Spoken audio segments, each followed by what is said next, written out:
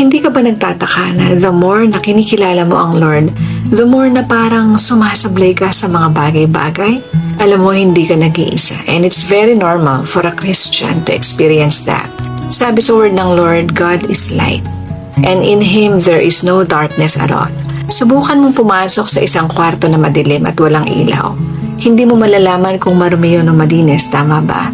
Pero kung bubuksan mo ang ilaw, ultimo alikabok sa kasulok-sulukan ng kwarto makikita mo. And that is how God's light works in us.